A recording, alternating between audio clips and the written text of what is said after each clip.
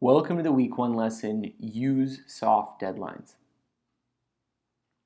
A big mistake that many learners get into is that they over-rely on the given deadlines of their assignments, exams, quizzes to motivate their action. So this is a very common sight you'll see on college campuses where final exams are coming up and people are pulling all-nighters to study.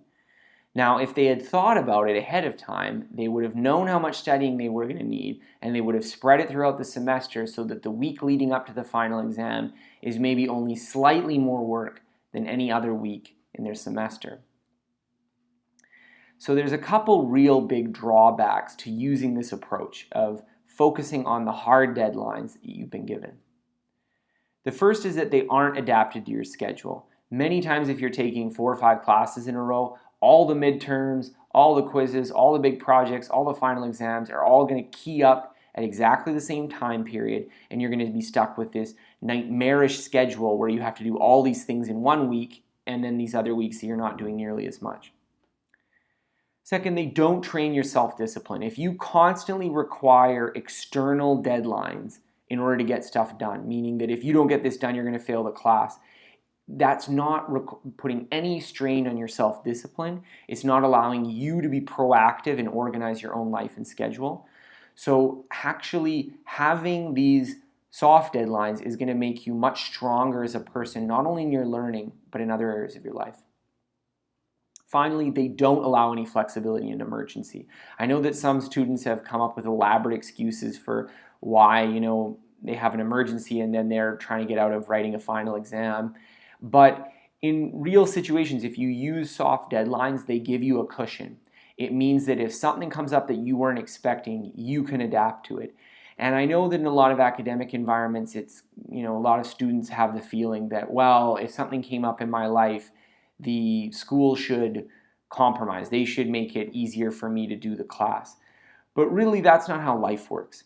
There's many things that I do in life, for instance, that if something comes up and it's an emergency, that just costs me my business. That just costs me income that I could have earned, that there's no way of going around there. There's no way of asking permission for someone to be able to have that flexibility. So getting used to using soft deadlines is a really powerful asset, even outside of the classroom, because it's going to be a skill that'll allow you to have this flexibility so that if stuff comes up, if an emergency happens, you're prepared. You're not on crisis mode.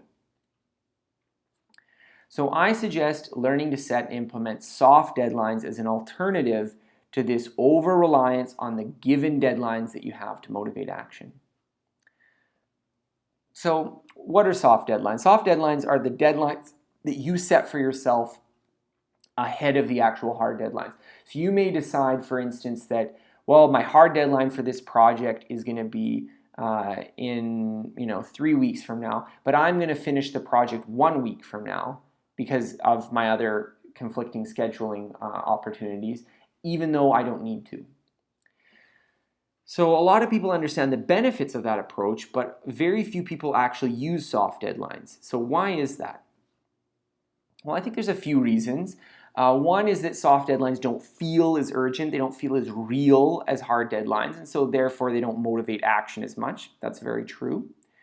Another is that we're often inundated with urgent emergencies, so things that are just coming up and wrecking our schedule. So for a lot of people, their studying or learning life is chaos, and the hard deadlines are just the rocks that they're getting thrashed upon in the water and things that they can grab onto. The idea of having soft deadlines is just not a reality for them. Finally, they lack external consequences. So when you have a soft deadline, there's no punishment for not doing it. And so for a lot of people, the lack of punishment for doing it means that, well, they don't do it. So what's the solution? The solution is that you train yourself to take your soft deadlines more seriously. After years of running my own business and doing my own self-education projects, I've learned to treat soft deadlines much more like hard deadlines. And I want to stress that this is something that you can learn how to do. It's not an automatic ability, but if you do it over time, you're going to be able to do it a lot better. So how do you actually implement soft deadlines? So the step one is to actually set soft deadlines. So this seems obvious, but a lot of people, they have a reluctance to work ahead, but that's because they've never set a project and they've never formalized when certain goals should be completed by. And this is no wonder. I'm the same way. When I just hear, oh yeah, it'd be great to work ahead, often I'm lazy and I slack off. But if I define for myself, no, this is when I want to get X and Y done, well now, if it's a soft deadline and it's actually in my schedule, I'm going to take it more seriously. Step 2, treat them the same as hard deadlines in your system. So that means that they should go in your calendar alongside the hard deadlines. They should show up in your agenda as if they were hard deadlines. You should have a little reminder that says, oh, this project is due, even if it's a soft deadline, even if it's due ahead of time. So that is another way to take them more seriously.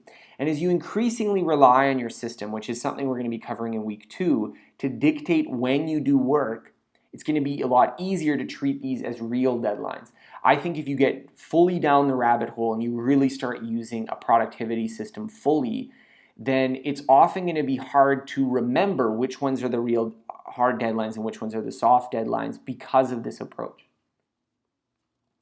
Step 3 is you need to build the habit of following through on your soft deadlines. Once you establish the habit of acting on them, you're going to be much more likely to do so in the future. So if you in the past have always been doing things last minute, you've been cram sessions before exams, you put things off until the very last second, it's going to be hard to act on the habit of soft deadlines. But if you start on it, you start working on it little bit by little bit, you're going to be able to build a habit of treating them seriously and taking action on them. The biggest barrier to actively using these soft deadlines is not having a system, not having a habit. So the system part is the goal of the first 2 weeks of the course. This week, we're breaking down this nebulous learning activity into a week-by-week system. And in the second week, we're going to be talking about what do you do every week to actually get that week-by-week work done. And this system is very important for being able to use soft deadlines. If you master the system, it will be much easier to add soft deadlines in. Now, the habit part is mostly dependent on you. It's dependent on actually treating your soft deadlines appropriately, treating them that they really matter and they really count and they're not just something that you thought of in your overly optimistic past self when you were planning this. If you treat them like they're real, they will eventually become real for you. But that's something that's going to take time. So I want you to focus on the system right now, but recognize that if you can't adequately use soft deadlines yet, it may be a procedure that's going to take you a few months, a few years before you really feel like it's part of you. And this is an investment I think that is worth making as a habit, because being able to use soft deadlines is something that's going to benefit you, not only for this learning project, not only for this class or this particular thing you're trying to do, but for your entire life.